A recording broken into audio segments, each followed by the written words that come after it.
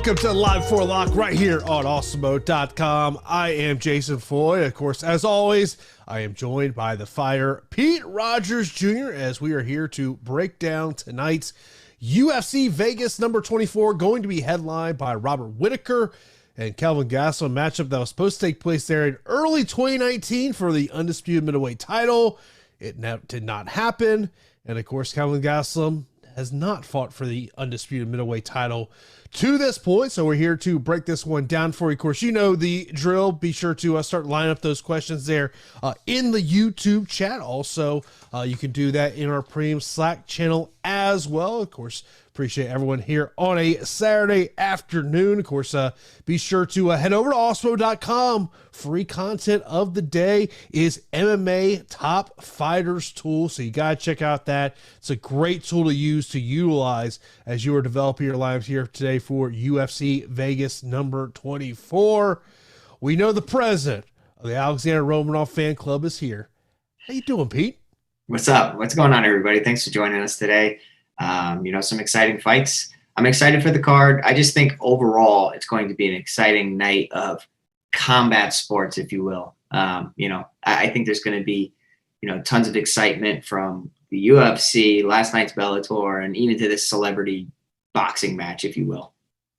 Yeah, it's I'm gonna watch. Did you hear what they add to this circus tonight? No. Slap fighting. There's two dudes who are going to slap fight, and Ric Flair's the referee. Oh, man. Circus is, I think the word circus is definitely appropriate.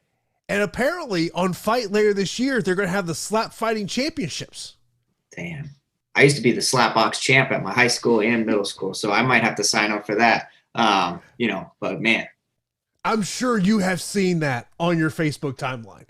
I am guilty as charged. I've sat there and watched those videos for like 20 minutes straight. I've seen them. Yeah, dudes get knocked out because they get palm healed in the jaw all the time. Yeah, because there's that Russian guy who just knocks everyone out. Yeah, I mean, there's technique behind it, and you got to hit that sweet spot. It's interesting. So, are you dare picking Ben Askren tonight? My buddies are like wagering way too much money on this fight. And I'm like, guys, I would not touch that fight with a 10-foot pole. It just screams like a screw job decision. It screams like there's something fishy going on. Like maybe even Ben Askren does well in the fight and the judges just award it to Jake Paul, or there's just so many unknowns surrounding. And I mean, by all accounts, Ben Askren, he's a professional fighter, should win the fight, but he is easily the worst striker in MMA. So, I mean, it's a headache for me even to wrap my mind around it. Sam mentions over our Slack, goes, if you're betting Askren Paul, be sure to consider the draw.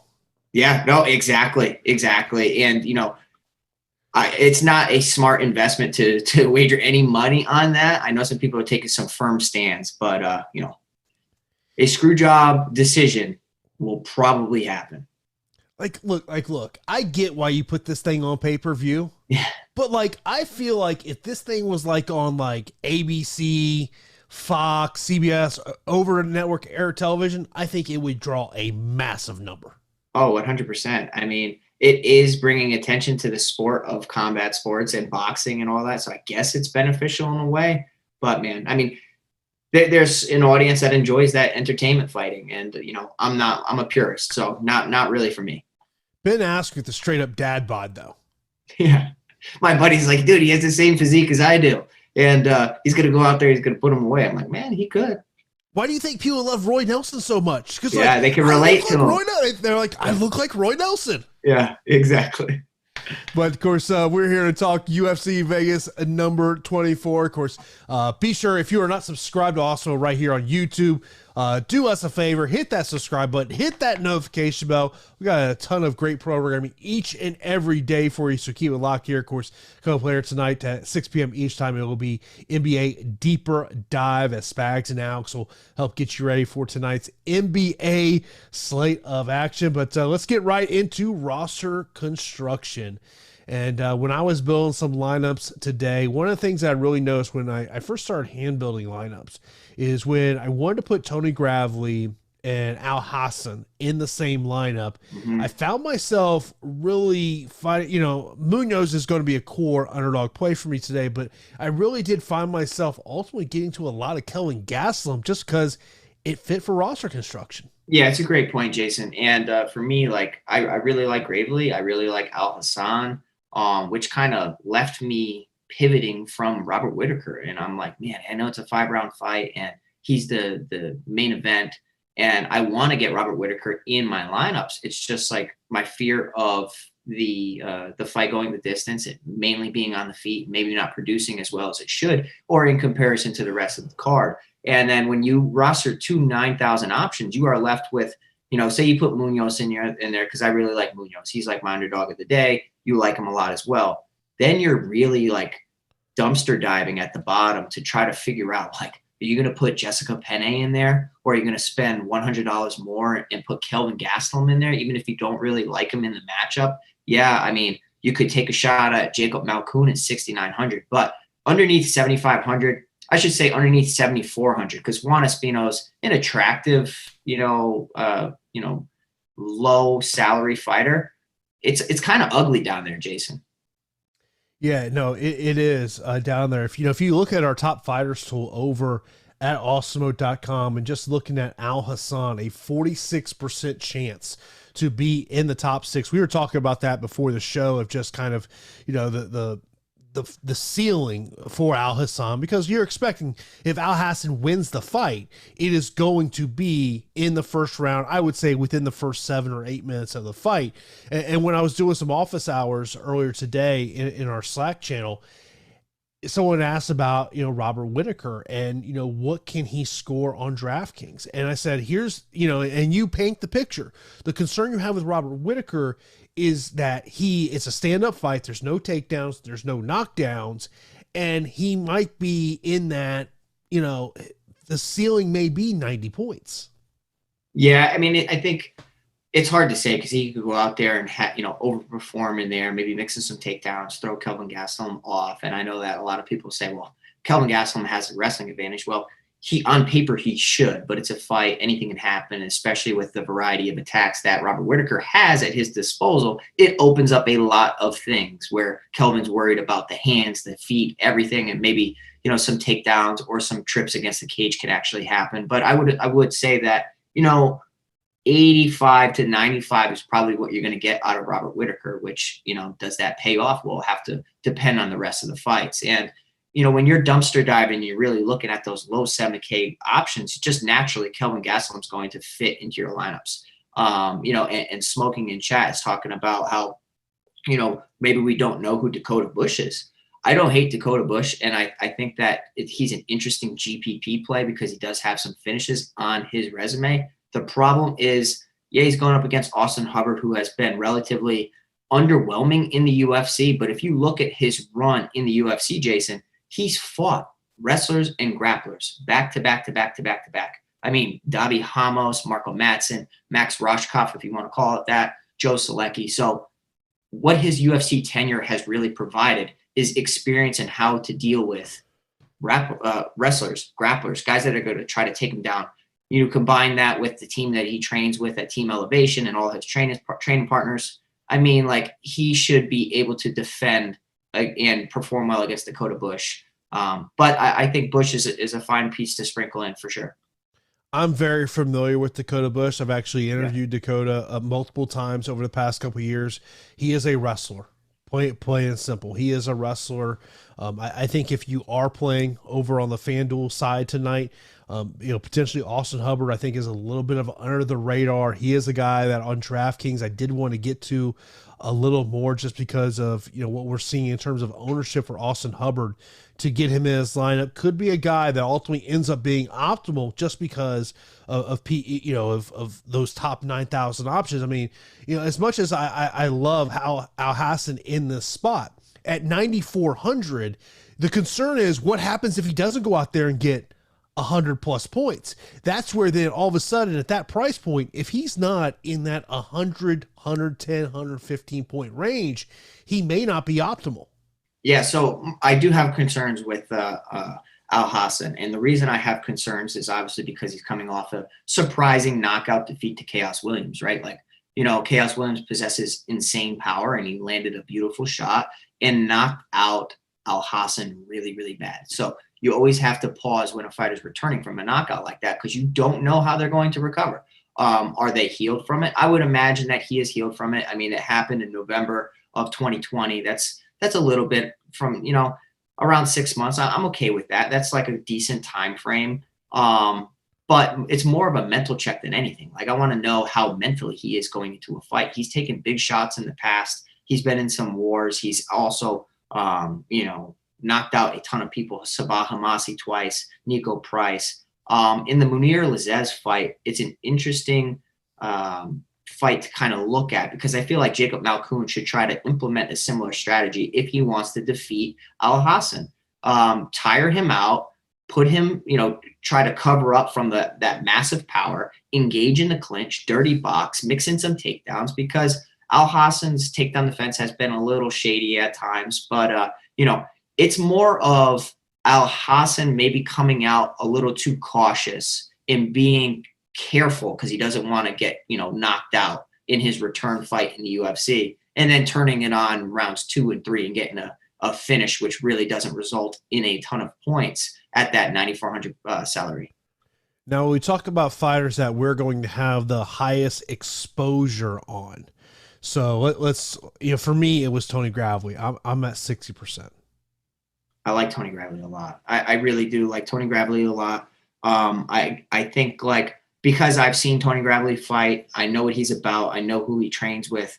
I just know his game of how he's a solid striker, really good wrestler, has a strong top game, has some defeats. But if you look at the people he's fought and the people he's lost to, the names are notable. Like, he's fought some legitimate competition for, being fairly young in his UFC career. And I will say that I like Tony Gravely quite a bit. I know it's the first fight of the night, so immediately Jason has pause and he doesn't want to roster it. And I don't blame him, because, the first fight of the night is a very tilting experience, because you're either really good, on top of the mountain with tons of exposure to the correct fighter, or you're on the opposite end and you're like shaking your head. You're like, man, obviously I wish I had more of the other guy. That's kind of like the ultimate hindsight fight. Like, the first fight of the night is really going to set the standard for the rest of the night. Yeah, no question about that. When I looked at some other exposures, I do have high exposure on the Romanov Espino fight. I've got a good amount of Robert Whittaker. I've got a good amount of Al-Hassan, and I've got a good amount of Munoz. Those are kind of all the fighters that I would say I'm overexposed on.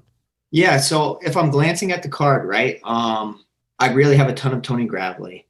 I did hammer the Mearshart-Fabinski fight just because I think it screams GPP. Now, in Fabinski's style, he likes to go the takedown route quite a bit and implement tons of pressure and takedowns against his opponents. And when he does that, he scores well. And I think a decision win is totally possible for him, because I think that's his route to victory. But throughout his takedowns, he leaves his neck out there often, and he does get caught in some sticky situations. And against Gerald Mearshart, who has plenty of submissions, of his 31 victories, 20-something of them come via submission, I'm actually interested in both sides. I think Mearshart's a decent value. I think Fabinski, I think it's just going to go one of two ways. Fabinski's going to ragdoll Mearshart, or Mearshart's going to take advantage of an overzealous Fabinski and, capture his neck. That Romanov-Espino fight is the ultimate box score fight, and I think that is going to be a very common and popular fight. Now, have these two fighters ever fought somebody like each other, and have they ever been met with equal resistance? Have they ever been like in a fight where they're kind of mirroring each other? Could this be a sloppy heavyweight bout that doesn't materialize into the amount of points that we're thinking? That was my thinking for some of my lineups, but naturally, I did target this fight.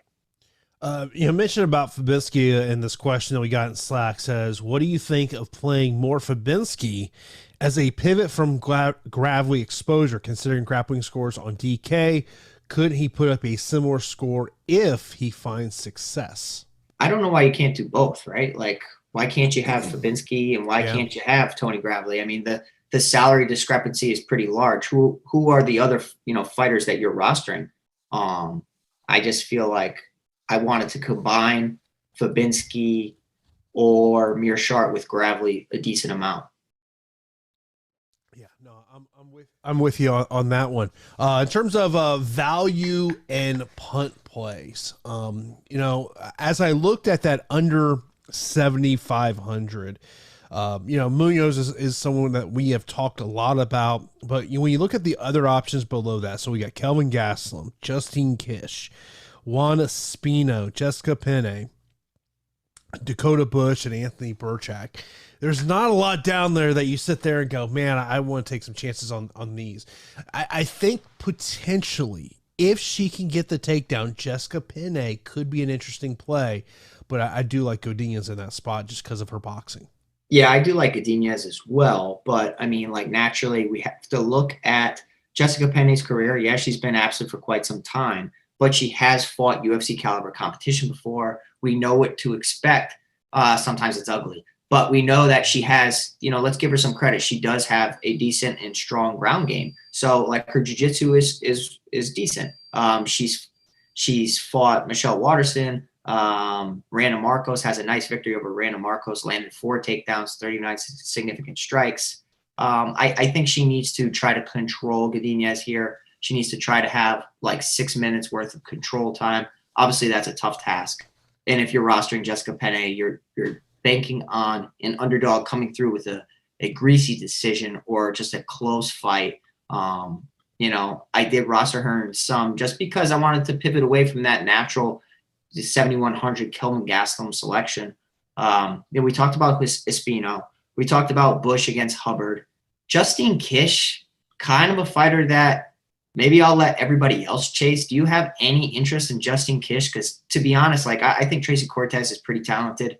She's well-rounded. I think she's a tough matchup because if Kish is having success on the feet, Cortez can change levels, take her down, mix the fight up, and potentially, solidify rounds with her wrestling.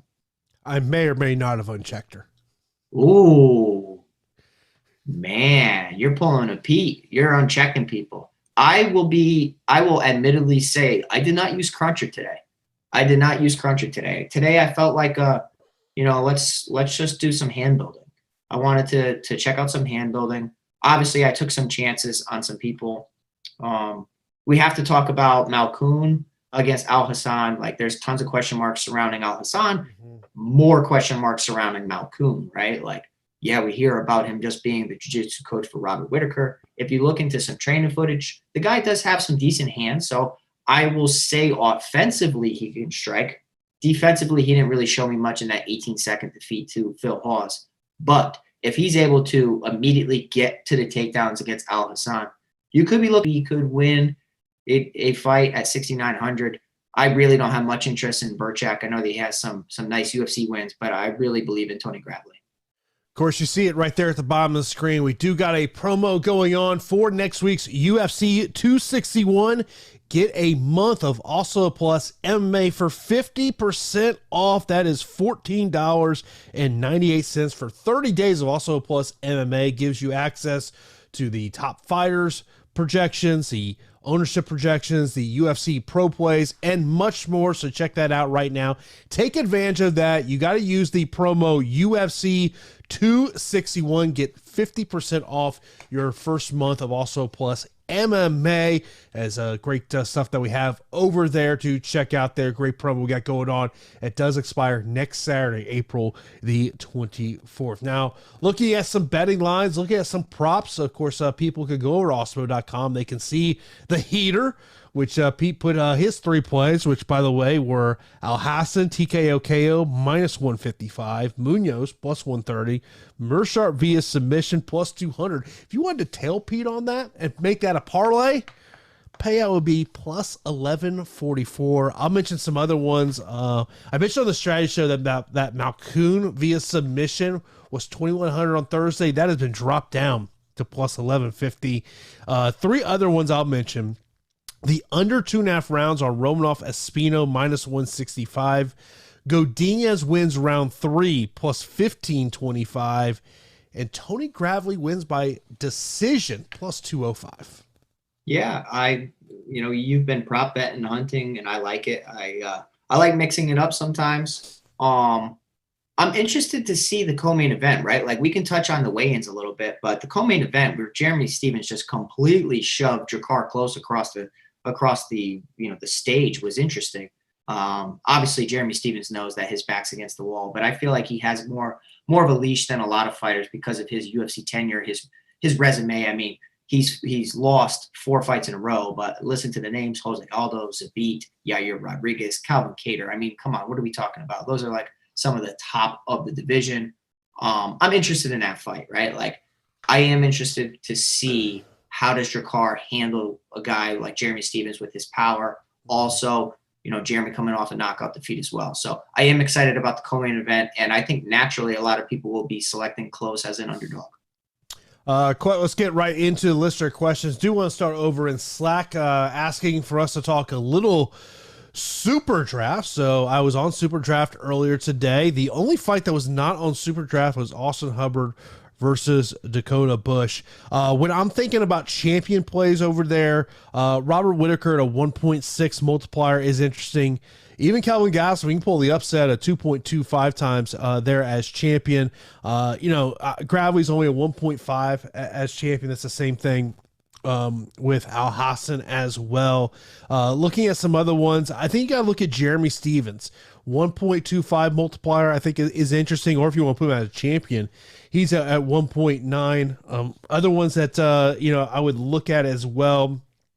I feel like you might have to hit that Fabinski Mearshart fight there. Yeah, I think so. I think that's points galore for me. Like I look at that, and it's going to be Mearshart getting ragdolled or Mearshart capitalizing, maybe reversing some positions because he's savvy on the ground. 20-something professional victories coming via submission. And Fabinski really struggles to get out of submissions or stop being put into them. So I would agree with you in that situation. Next up, favorite 3 FanDuel MVPs. I will tell you this right now. I'm not playing anything on FanDuel today because I looked at the contest. I was like, nothing really intrigued me. Let me pull up my FanDuel because I did not even check out FanDuel. I will say that, you do have a discount. Don't you say you have a discount in Kelvin Gastelum this week, which is a little interesting. You do. You have him at $15. I think he's an interesting cash play over on FanDuel. When I'm looking at MVPs, I think you got to look at Al Hassan at $22. I think you got to look at Romanov at 18. Godinez potentially at 21, Gravely at 23. If you're looking to go a little less, maybe Jeremy Stephens at 17 is an interesting FanDuel MVP play. Yeah, I mean, like for me, when you roster a guy in the MVP spot or a woman in the MVP spot, you want a dominant win or a quick win, right? Like that's what you want, or you want them to defend a ton of takedowns. And I think that 2 spots where you could be looking at a really one-sided fight could be the Tony Gravely fight, could be the Al Hassan fight. Outside of that, this card's mixed in with even matchups in some spots and some also low-level producing DFS players. Like Andrei Arlovsky traditionally has not been the best because he's winning close decisions all the time. I am intrigued, though, Jason. I am intrigued. I do really like Andrei Arlovsky from a sneaky perspective because everybody's going to fade Arlovsky and they're going to think of, the age and man, it's 2021. Arlovsky's still fighting. Sherman looked phenomenal in his previous bout, but we know that Sherman popped for PED. So I don't know how much stock I could put into, the performance or how much of that do I take away and say it was a result of the PEDs? We don't know. That's why Arlovsky and Sherman are both nice plays, and I think Sherman is clearly the GPP play. Yeah, I'm with you on that one. Sherman to me is GPP. Arlovsky for me is totally a cash play. Getting into some questions over on YouTube. Josh, can you take 2 fighters in the same match in one lineup? Generally speaking, the answer is no. Now, if it's like a 9-fight card, that it does come into it, and in this current DraftKings scoring system, I mean, you've got to have a massive amount of volume from both fighters for that to come into play. Yeah, if Robert Whittaker was cheaper and he wasn't 9,100, then I would probably recommend, if anything, you could stack the main event, especially if you think it's going 5, because Kelvin Gastelum has performed well. But in order for an underdog and a favorite to come through, you need that underdog to outperform. You need both of those guys to outperform people within that salary range. And, with the new scoring system, or just the current scoring system, we should say, I don't really foresee it happening this week. If they were cheaper, like 8,000, 8,200, now you're speaking my language, and that's when you can start doing it. Yeah. Yeah. By the way, for everyone in chat, talk about Dakota Bush. I'm fairly confident saying this. They're not going to call him by his nickname. All right. If they call him by his nickname, you got to give 10 push-ups live on your Twitter. I'll be shocked. I'll be shocked if that happens. Yeah, I see that. That's a UFC pivot right there. That's where Buffer acts like he's hurried. They don't like Mike Beltran having his beard outside of his shirt. Yeah. You think they want to call a fighter Harry Bush? It is hilarious though. Yeah, straight up. That's when you see Mike Beltran refereeing UFC fights and you see tucks it in. That's because UFC wants that. Yep. John, any exposure to Godinez at all seems like complete fade to me. No. You got to have some Godinez. She's a striker. We've seen, Penne struggle with strikers. Penne hasn't fought since 2017. Look, if Penne is going to win the fight, it's because of takedowns. But to me, I think it's a mistake to fade Godinez. Now, look, if you're a single entry player and you just say, you know what, I don't want to take that fight, no problem with that. But if you're a multi-entry player, you cannot fade Godinez. Yeah, I think it's fair what you're saying. Like for me, I kind of want to take a wait and see approach to Godinez because of her price. If she was cheaper, of course, I'd be a little interested. But in your UFC debut, going up against a UFC vet who was on The Ultimate Fighter, granted has been away from the cage for some time. Now you're at 9,200. You have to pay off your salary. It's just a lot to do. And some fighters crumble. They could be the A side of the fight. They step into the octagon in the UFC, and now they're a B-level fighter just because of the pressure of their debut. We've seen it time and time again. I don't expect that with Godinez. I do think that she will win here. It's just kind of for me, like, maybe Godinez doesn't find that finish, and it's just a low-scoring affair. Yeah. Next up, Whittaker and Sherman, or Cortez and Close. I would probably go the Whittaker Sherman as opposed to Cortez and Close. Yeah, I would too. Like for me, like with Jakar Close, I understand that they had a heated exchange at the weigh-ins yesterday at the face-offs. But like Jeremy Stephens is tough, man. And yes, he has taken so much damage throughout his career, and he's bumping up a weight class. And I think he'll be a natural underdog selection for a lot of people in their lineups. But, I think that Whittaker and Sherman does have some GPP potential because, maybe Sherman's legit now. Like when he stepped away from the UFC and now he's back, maybe he's actually leveled up. Matthew says, seeing Cortez at the weigh-ins doesn't scare you. She couldn't drop the half pounds. I'm not, this in weight cutting, it just comes a point where you just can't cut anymore. Yeah. It's a strategic thing sometimes too. Like I will say that when you're cutting weight, the last couple pounds are the hardest, and you will literally do the same exact thing you've done to drop the previous 15 pounds. And those last 2 just stick to you. And you feel like you're starting to get sucked out. And that's why some people just throw in a flag and they say, you know what? I'm going to save my energy. I want to win the fight. I don't want to lose. So, maybe I don't like her as much as I did because I did like Tracy Cortez. So if you have a nice read on that weigh-in and you like what you saw from Justine Kish, who did look pretty good at the weigh-ins, then by all means, sprinkle her in some lineups. You could do worse. It's just, if she wins, does she actually perform well? Because I don't foresee Tracy Cortez kind of just like folding over and allowing her to get dominated. Munoz or Espino for cash? It's Munoz for me. That Espino-Romanov fight is tough to call. Do you like my dogs, Kish and Bush? Justine Kish is just not a play for me today at all. I would say that if you want to be different and contrarian, rostering Kish and Bush is probably a really, really contrarian, set of players for sure. So if that's your type of style, go ahead. But for me, I don't have those two paired together. Yeah. Which underdog do you prefer, Espino or Sherman? I would probably say Espino. Depends on the contest, right?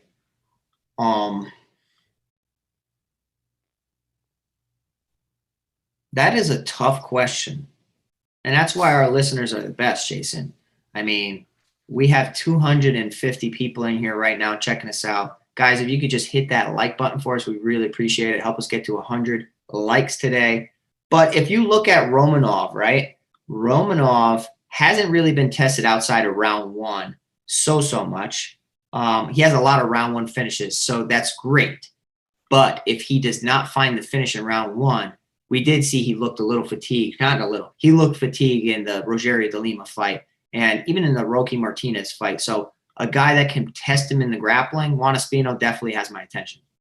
Of course, this is UFC Live for Lock right here at Awesemo.com. We are sponsored by Monkey Knife Fight. With Monkey Knife Fight, you are in charge. You can go there, play UFC, all types of other sports as well.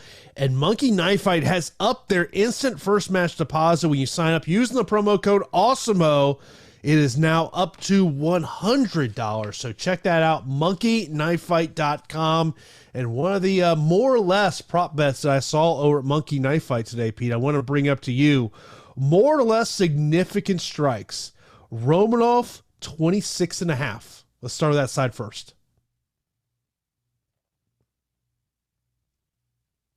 He's an animal. He might throw 26 King Kong hammer fists. I'll probably say over on that. All right, 23.5 significant strikes for Juan Espino. Yeah, I think that's less, man. I think he's going to clinch at all costs.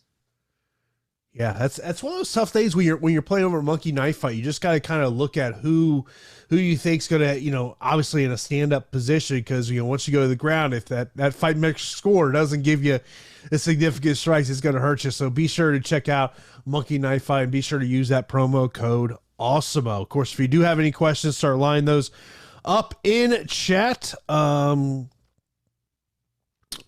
Jared mentions Arlovsky by decision, but scores low. That's correct. That was another question I got earlier, just about, kind of what is the peak ceiling for Andre Arlovsky. And if you look at his previous scores on the DraftKings app, your fear is that it's at 8,500.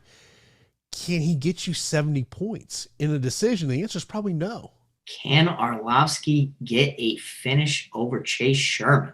Chase Sherman has been knocked out several times throughout his career. And I understand that Andre Arlovsky's last finish was against Travis Brown some time ago. That was quite some time ago.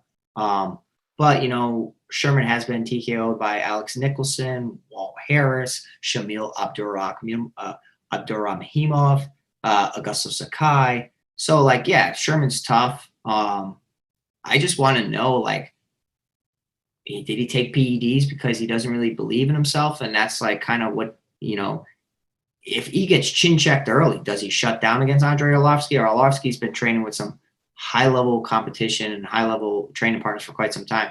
A sneaky Arlovsky at 8,500 is a guy that I actually put in my lineups a lot more than I thought I did. Interesting. Cortez or Hubbard? I think Hubbard's got the higher ceiling. Does he, though? Because I agree with you, but I'm thinking about the matchup. Bush hasn't been tested at the UFC level. Hubbard's been tested by every grappler, credentialed wrestler out there. So I think he's going to be prepared, and a late finish is definitely possible. We spoke of that on the strategy show. On paper, Tracy Cortez should, mop the floor with Justine Kish. I mean, if I told you Tracy Cortez went out there and just completely dominated Kish in all facets of the game, I don't think I'd surprise you at all. Next up, Paul says he has 8,500 left. Arlovsky, Stevens, or Fabinski? I really like the mid-range this week. I really do. Stevens' crazy knockout threat. Andre Arlovsky is just the most contrarian pick because everybody's going to look at him as just a decision guy with 50 fights and, what he tends to do in there. So I would say that would be the contrarian pick in that spot. Fabinski has a high ceiling and probably the highest ceiling of them all because of his takedowns. So despite the volatility, I'm targeting that Meerschaert Fabinski fight quite a bit. So I would probably say Fabinski. Rich asked, would you guys use Espino and Munoz in a single entry on FanDuel? Yeah, I don't see why not, right? Like, the listeners, you guys are very intelligent. You guys, know the sport of MMA, fighters, their, the stylistic matchups. I don't hate that at all. And we know that with the DraftKings scoring, it favors wrestlers and grapplers. And I think that both of those guys have clear paths to victory. And it's just a matter of implementing them within the fight. And, Munoz might be my most exposed fighter. So he's like a guy I put into a ton of my lineups, if not all of them, just because I didn't play too much today, Jason. But let me say, Munoz, I think, despite the frame of Luis Pena crashes forward a lot for being a tall guy, engages in the clinch a lot, which could open the door for Munoz to change levels, chain together some takedowns, and show him, basically take him to a wrestling clinic. I will say this. Pena, to me, could be a sneaky play on FanDuel because Munoz is going to be going for takedowns. He is going to go for so many. So, like, I will say that Munoz might be I would expect him to be so chalky. And if he doesn't come in chalky, we might have a nice pick on our hands. But the leverage play there could be rostering Luis Pena. Nobody wants to roster the headache Luis Pena, right? Like, yeah, his frame and his stature is fantastic, but he's been underwhelming in the UFC, Jason. Who, this comes from Brent, he says, who's going to score over 100 points under 8,000? Shoot, man, I wish I knew that. Let me see. Okay, under 8K. I think that Munoz's takedowns really – I think that we could be looking at Munoz as the guy. I don't want to just keep talking about him, though. I would probably say Meerschaert with that round one submission ability, like what he can do to end a fight, despite the guy looking like he can't fight at all. He just finds a way to win, especially against a guy who struggles against submissions.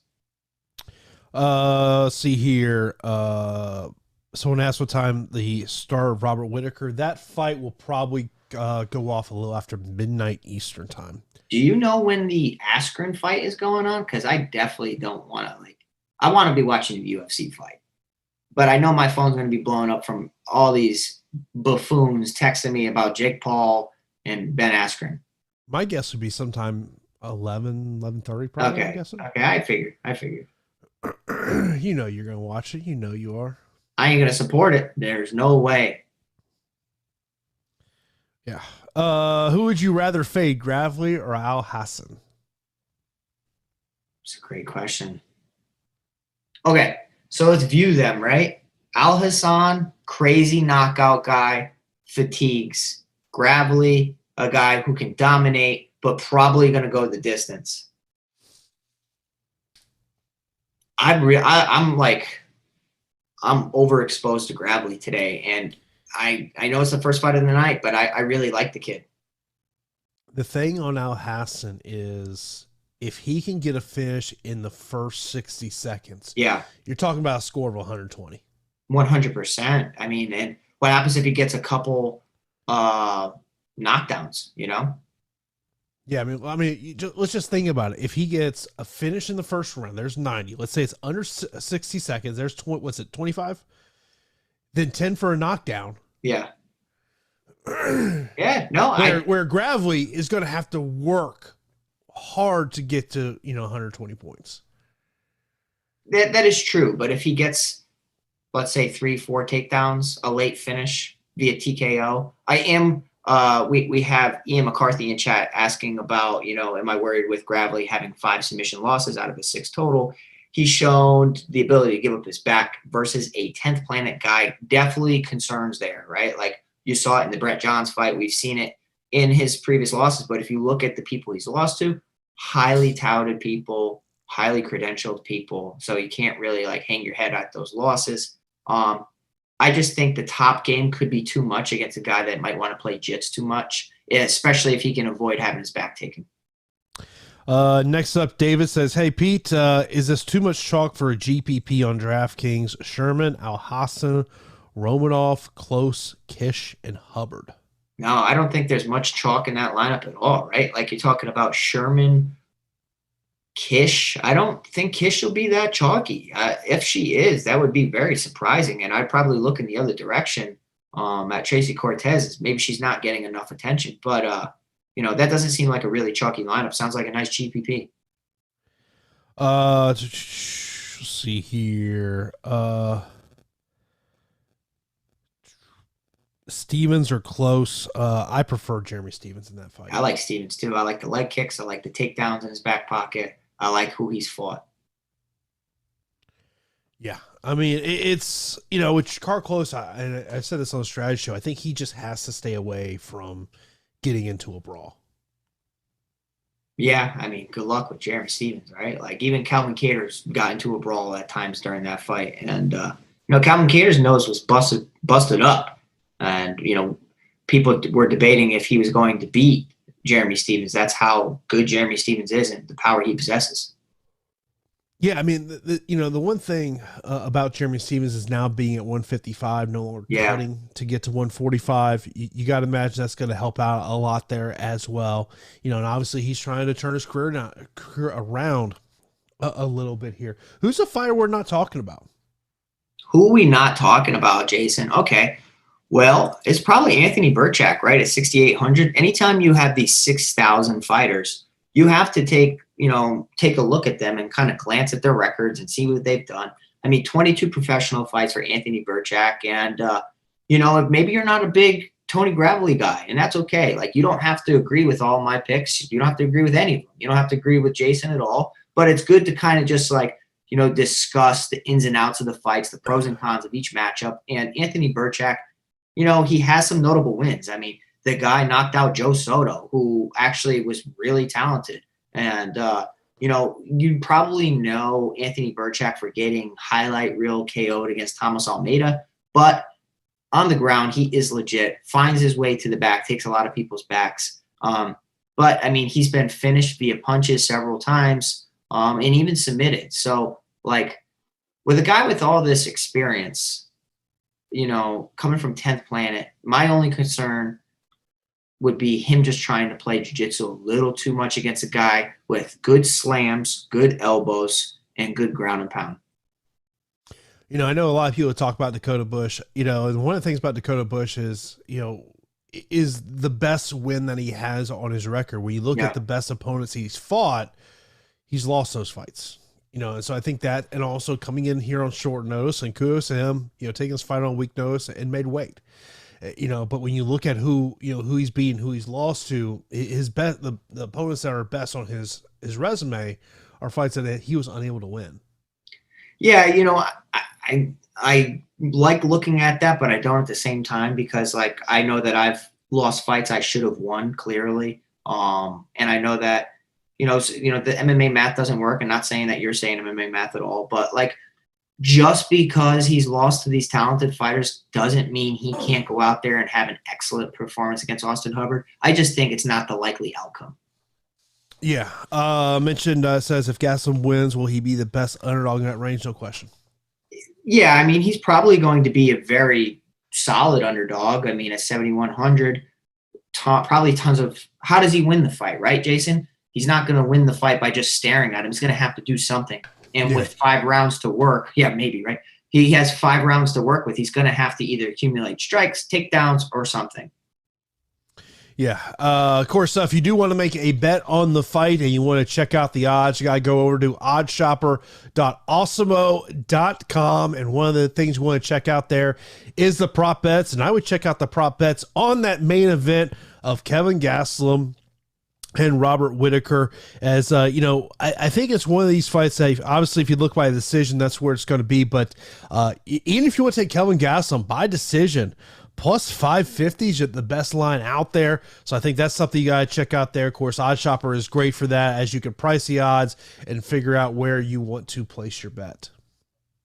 Yeah, I'd have to completely agree with, the odds of that Kelvin Gastelum via decision is interesting, right, Jason? Robert Whittaker has been in there against some killers and hasn't been finished besides the Israel Adesanya, Stephen Wonderboy Thompson.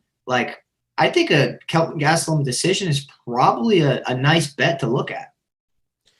Yeah. Next up, Josh asks, goes 2 females and 1 lineup. Is that enough upside?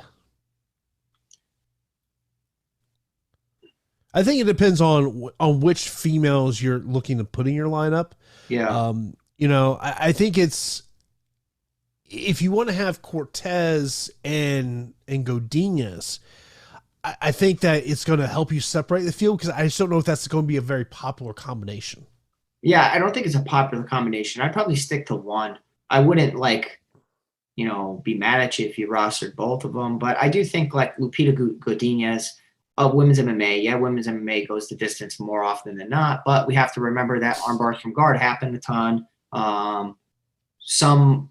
Some one-sided beatings happen, and I think Lupita Godinez definitely has potential and could work towards it. But rostering both fights when there's so many other appealing matchups, I would kind of look at a fight, maybe the co-main event, or that Andre Arlovsky Chase Sherman fight that's maybe not getting enough attention.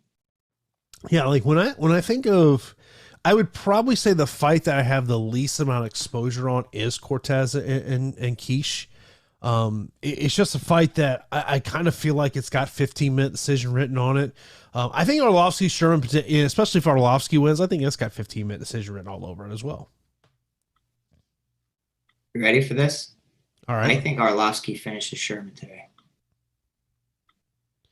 2015, bro. I know, but okay, that's me thinking that Sherman. So that's just my question. I mean, I'm just sitting back and just I look at Arlovsky and I go, man, is tonight finally going to be the night that he steps up and does it? I just don't know. I'm just not there with that one. Jason, are you seeing it in our chat? They're like, Pete's take of Arlovsky finishing Sherman broke the stream. Oh goodness, it could have. That's how wild of a take it is. But I'll say that it's a wild take. It's fun to have one wild take per card. Give me that. All right, give me that one wild take. I think maybe Arlovsky gets a finish here.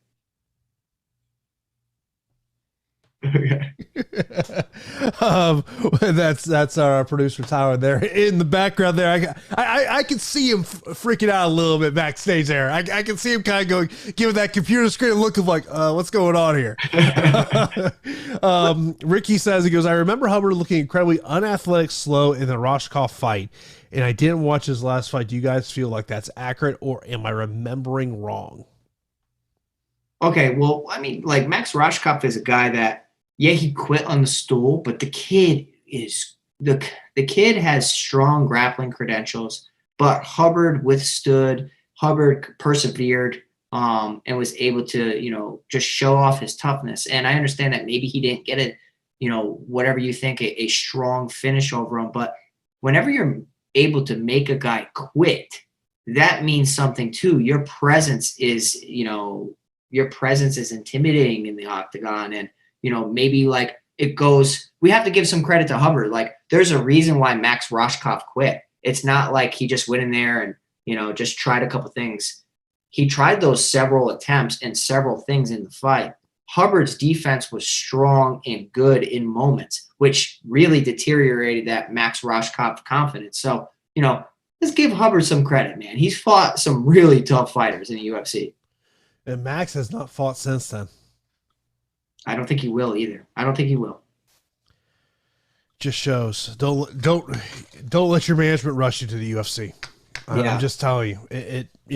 it may not necessarily work out there. Of course, appreciate everyone that's in here on a Saturday. Of course, be sure if you are not an Awesemo Plus member, we do got a great promo going on there for a month of Awesemo Plus MMA. Free on the website today is the MMA Top Fighters tool to help you put together that lineup. Of course, also be sure to subscribe to Awesemo right here on YouTube, I should say. And of course, we have a ton of great programming here each and every day. Of course, coming up here in an hour from now will be the NBA Deeper Dive Show, as the boss man will be on with Spags. Next up, Ian says, he goes, this feels like the first slate in a minute that I'm going to be underweight on the main event. Minimal wrestling, skittish Gastelum, and technically sound patient Bobby Knuckles. Man, yeah, I'm interested. I'm interested to see like what versions of fighters come into tonight. Like, so will it be a crazy finish night? Will it be a patient night? Will we see Kelvin Gastelum, look to implement wrestling? Because if he stands at range against Bobby Knuckles, then maybe Bobby Knuckles just kind of picks him apart with his nice range, his good speed, his good movement. I understand Kelvin Gastelum does have good power in his hands, but I think like to take that next step and to finally dig yourself out of that trench, Kelvin Gastelum, how about you mix in some takedowns, bro? Like, that's what won you the Ultimate Fighter. That's what made you have a dominant performance against Uriah Hall. Like, when you are not just in love with your hands and you're mixing it up, you're so dangerous. Yeah. Next up, Morgan says, do you guys think Cortez can get the finish? I do. I do think she can. I like Tracy Cortez. I wish I played her more. I'll probably make some more lineups after this show. But I do think that maybe Cortez is an appealing option that could be kind of like lost in the shuffle.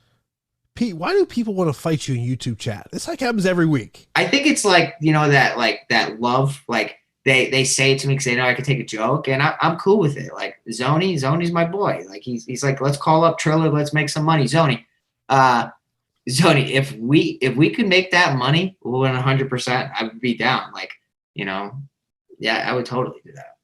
Yeah.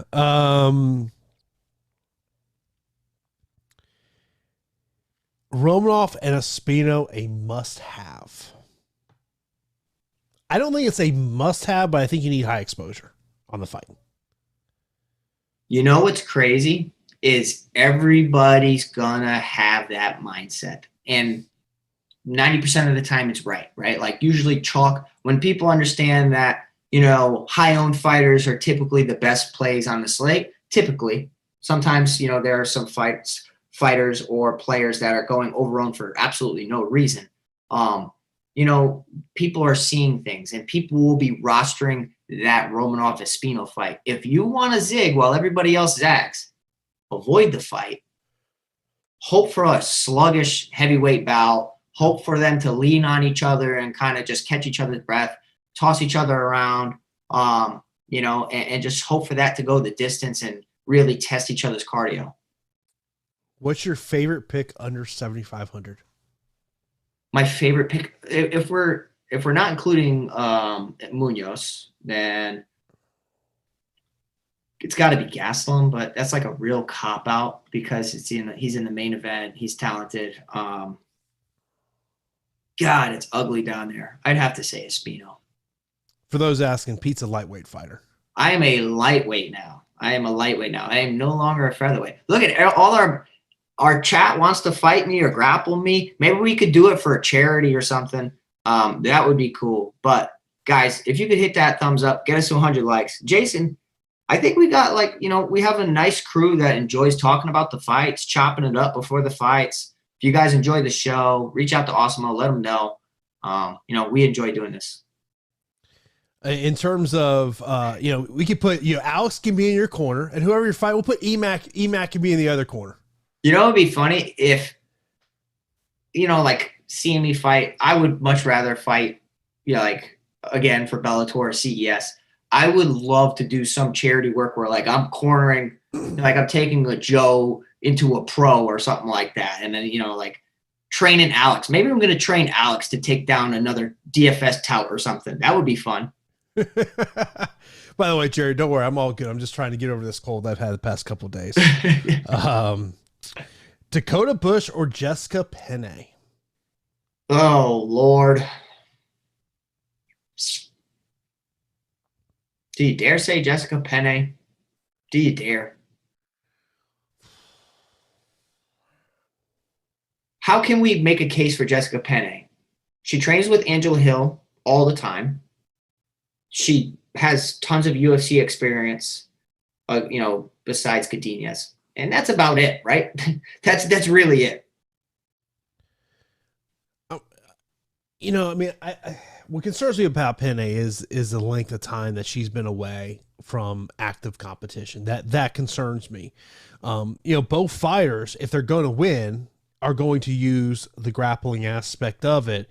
Look, Godinez, it is her UFC debut.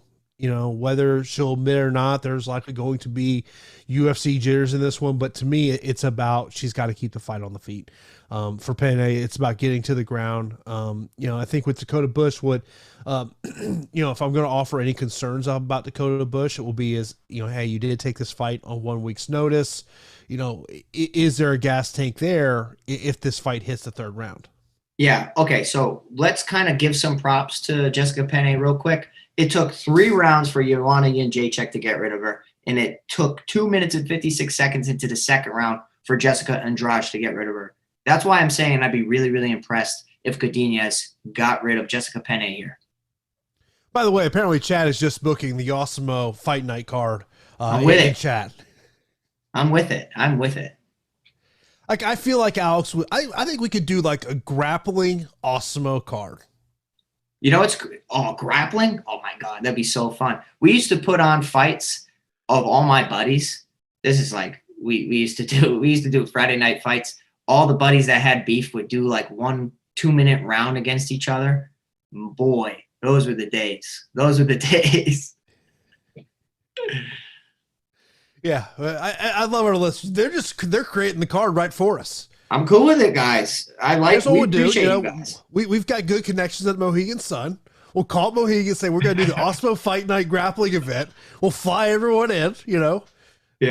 The only thing bad about Mohegan, and this, is you have 2 airports you can fly into, and then it's an hour drive. Yeah. That is true. I hop in the Uber and I'm in the Uber for an hour before I get to Mohegan. Look at the chat just trying to matchmake. They're like Emac versus Terry, Josh against Laffy. I think Josh against Laffy we could definitely put on a main card. I definitely think that's a main card fight for sure. I think Josh has done some jiu-jitsu training in the past. Really? Yeah, I think he has. I think he told me that. Hey, Awesemo, if we're thinking about doing this, I know a guy. Awesemo's version of Rough and Rowdy. Oh, that'd be fantastic. Like, I have a feeling, like, if we offered it up that a listener could compete against someone from Awesemo, like, there'd be a lot of people in line. Yeah. Oh, they're saying who's taking on Emac? I think Jason versus Emac. I think that would be a good one. I feel like me and Emac would be in the same weight class. I think Jason against Emac. Oh, my God. We're on to something. Guys, if you listen to any other streams, please bring this up to them and tell them what we're talking about. That would be so funny. Yeah, you get a free year at Awesemo. That would be amazing. Oh, God, I love this. Lawfully. Excuse me, Ian. He goes, Lawfully from Philly. Josh want absolutely none of that smoke. Oh, God. I'm about to cry. That's great. Well, we've got an hour, we got a little bit of time here, about 2 hours before lock here, 7 o'clock. So we'll see as develop our lineup score. So if you ever have any questions, you can hit us up in our premium Slack, or you can hit us up on social media. I'm at Jason_Floyd. Pete is at Pete the Heat MMA. As always, appreciate everyone that's in here on the chat. Great way to end the show here on a fancy Awesemo Fight Night booking card. Apparently we're becoming matchmakers over here, Pete. Yeah, I don't mind it. Guys, we appreciate you so much for joining us today. Before you head out, hit that like button. Thanks for joining us. And, man, I'm excited for these fights, Jason. And I just figured it out. We got to have Tyler the producer versus Jordan the producer. Oh, so that, yes. Oh, my gosh. Oh man, we're just having a little fun over. So we do appreciate everyone that's been here for the last hour for Live Before Lock. That is good. Do it. Good luck to everyone tonight, and we will talk to you on Thursday night for the UFC 261 Strategy Show. Good luck, everyone. Thank you, guys.